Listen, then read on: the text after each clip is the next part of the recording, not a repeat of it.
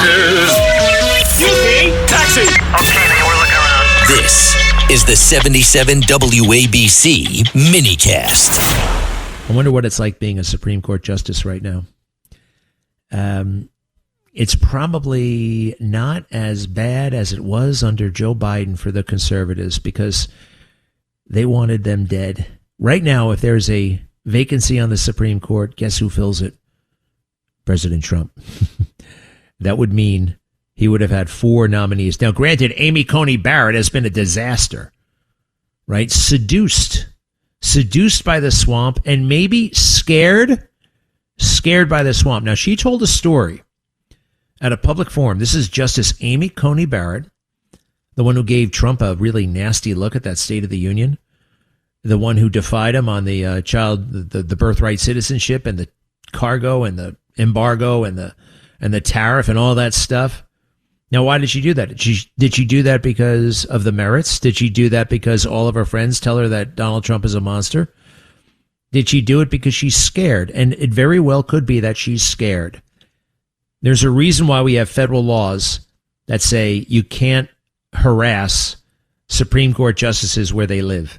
You can't do that to judges and the rest. You can't, but they let it happen. Listen to her tell this it's a pretty intense story, actually. Amy Coney Barrett, you know, she has a whole bunch of kids, some of them adopted. I find her impressive. Also disappointing. I think she caved. Cut 16, please. Supreme Court Justice Amy Coney Barrett. Personally, they have required me to, my children, to think about and see things that children should not have to see or think about. One example is when threats to my life were particularly intense a few years ago around the time of the Dobbs leak. My security detail sent me home with a bulletproof vest, and I carried it into my house, put it into my bedroom, dropped it down on a table, turned around, and my 12-year-old son was standing in the doorway of my bedroom, and he wanted to know what it was and why I had it, and I didn't know how to respond because maybe I lack imagination, but I didn't expect that performing this service was going to put me in the position of explaining to my children what a bulletproof vest was and why I had to wear one. It's also been reported in the news that roughly 6 weeks ago, I was the victim of a swatting incident. At that point, one of my teenage sons, opened the door to go out with friends and saw in our street, it was full of police cars, who had responded to a false report of gunshots and raised voices in my home. I was very, very grateful that I had Supreme Court police outside my home because they were able to stop and meet with and explain to the county police that it had been a false alarm, and so the police did not actually attempt to enter our home. Many of us, me included, have received threatening anonymous deliveries designed to intimidate and harass us.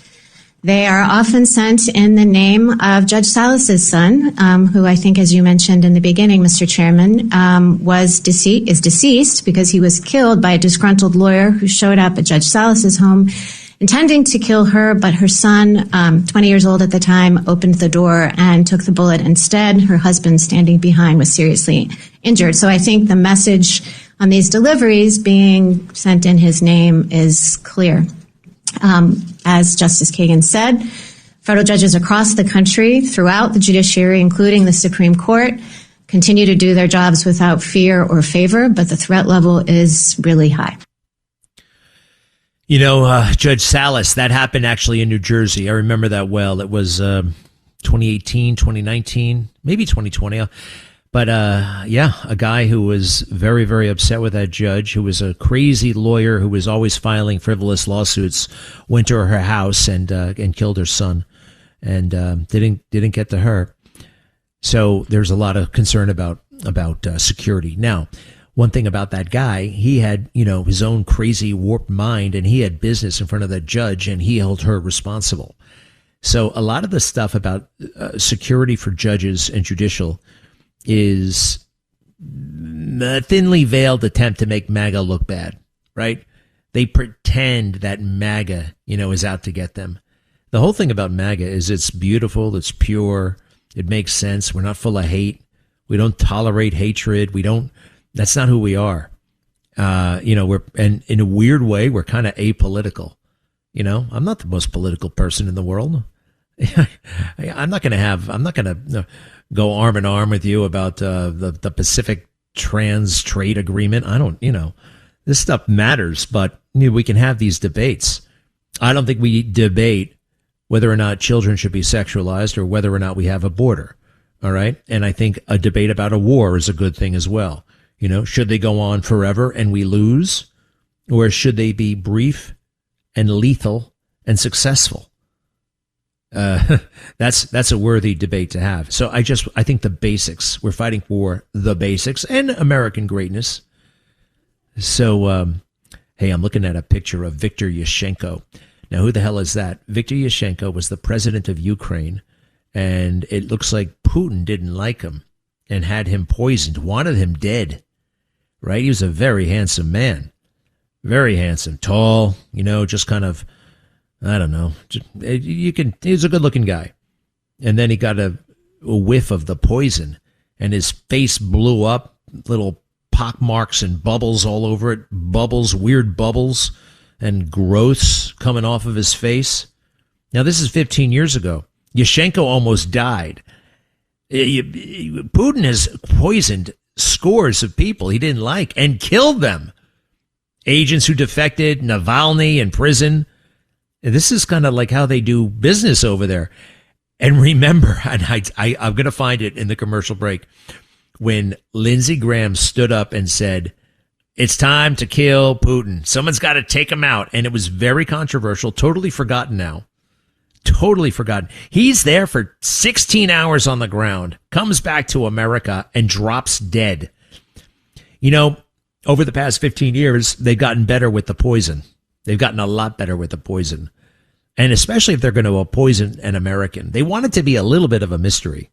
With Yushchenko, they wanted everybody to know, hey, Putin did this, and look at what's going to happen to you. You're either going to die or be horribly disfigured. They have other potions and lotions that could definitely make you have a heart attack 2 days later. I mean, what else are they working on at the CIA and the KGB if they aren't working on things like that? And we also have it that the authorities wouldn't want us to know that because they wouldn't want anybody clamoring for war or be forced into a war. Lyndon Johnson did that in the JFK.